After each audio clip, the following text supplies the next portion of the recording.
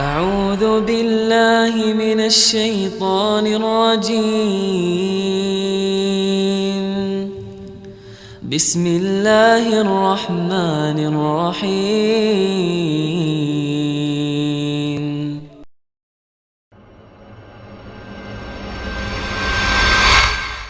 Kisah tabi'in, dan saya angkat satu saja di sini, kisah Fudail bin Iyad. Fudail bin Iyad ini teman-teman sekalian dulunya perampok. Fudail ini saking kuatnya secara fisik, ya, dia bisa merampok sendirian teman-teman, sendirian. Orang-orang Arab, kafilah Arab kalau lewat di tempatnya Fudail ini di daerah Irak ya, kalau lewat mereka bilang jangan lewat malam hari. Di sini ada Fudail. Fudail ini gini, ciri khasnya teman-teman. Kalau ada kafilah lewat, dibunuh dulu, baru ampas. Jadi biar antum kasih, ini ya harta saya Fudail, jangan bunuh saya, nggak bisa, tebas dulu. Nggak ada ceritanya, bunuh dulu baru ambil harta. Jadi Fudail selalu membunuh ini. Teman-teman kalau belum tahu tentang kedudukan Fudail teman-teman, sekarang kalau antum baca buku apa saja dalam tazkiyatun nafs, pensucian jiwa, masalah keimanan, masalah taubat, pasti ada namanya Fudail ibn Iyad berkata rahimahullah. Fudail ibn Iyad ini ulama besar sekarang, dikenal. Ini dulu dia awalnya perampok, penjahat besar, bunuh orang, setiap orang lewat dibunuh sama dia. Satu waktu teman-teman sekalian, dia mau masuk ke dalam, dia masuk dalam satu kota, di salah satu kota dekat tempat dia mencuri, dia mau merampok nih, naik tembok rumah. Dia temukan di dalam rumah itu tuan rumahnya lagi sholat malam dan membaca firman Allah dalam sholatnya itu surah Al-Hadid, surah nomor 57 ayat 16. Bunyinya begini.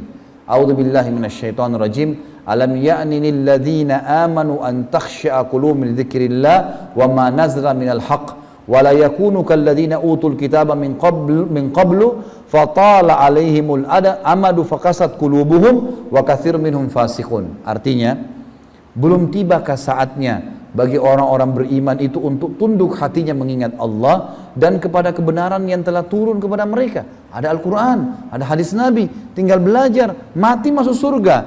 Itu maksudnya. Lalu janganlah mereka mengira, jangan mereka menjadikan diri mereka seperti orang-orang yang diturunkan Alkitab sebelum mereka dari Yahudi dan Nasrani, kemudian mereka berlalu dengan masa yang panjang, tapi mereka tidak mau mengikuti kebenaran. Akhirnya hati mereka menjadi keras dan kebanyakan mereka adalah orang-orang fasik. Yang terjadi teman-teman waktu mendengar ayat ini, rupanya Fudail bin Iyad tersentuh. Belum tiba saatnya orang beriman untuk tunduk, untuk kembali ke jalan Allah. Dia tersentuh. Entah kenapa, dia bilang saya menangis. Fudail bin Iyad menangis. Turun dari tembok itu. Enggak tahu mau kemana. Tengah malam nih. Jalan sana sini mau kemana? Gelap. Nggak ada penerangan lampu tengah malam. Dia lihat ada masjid. Kayak kita masjid gini. Masih gelap. Masuk ke masjid. Dia nggak tahu. Sholat nggak tahu. Penjahat ini dulu. Nggak ngerti apa-apa. Masuk masjid, duduk depan mihrab. Nangis saja. Waktu menjelang subuh, marbot masjid datang. Masuk masjid, pengen nyalain. Zaman dulu orang pakai minyak sama sumbu ya, dinyala-nyalain supaya terang gitu, kayak kita sekarang lampu gitu. Dia nyala-nyalain, si marbot ini dekat dengan mihrab, kok ada orang. Begitu dekat, Fudail bin Iyad, lari dia. Fudail bin Iyad, lari. Dia lari keluar, tidak berani masuk. Orang tahu, Fudail bin Iyad ini pembunuh. Di masjid, ngapain di masjid ini? Gitu kan. Ada orang-orang yang mau dalam sholat subuh datang semua. Kenapa? Ada Fudail di masjid, tertunda sholat subuh. Nggak ada yang berani masuk. Tertunda, dalam kisah dikatakan tertunda sholat subuh. Orang mau masuk, Fudail di dalam 10 orang, 20 orang pun bisa dilawan sama dia. Orangnya kuat, mahir membunuh orang gitu kan. Akhirnya sampai mereka diskusi-diskusi, ini gimana jalan keluar. Nggak mungkin nggak sholat subuh nih. Ini sudah lewat waktunya. Maka mereka bermusyawarah. Satu orang bilang, saya coba masuk, lihat deh. Waktu dia masuk, didengar baik-baik, suara tangisan. Didekatin, hai Fudail, ngapain kau di masjid kami? Gitu kan? Karena tidak pernah masuk masjid kan orang ini. Maka kata dia, saya taubat kepada Allah. Waktu itu dia ini marbot takbir, Allahu Akbar, Fudail taubat. Orang-orang pada masuk semua, salaman sama dia, pelukan, taubat nasuha.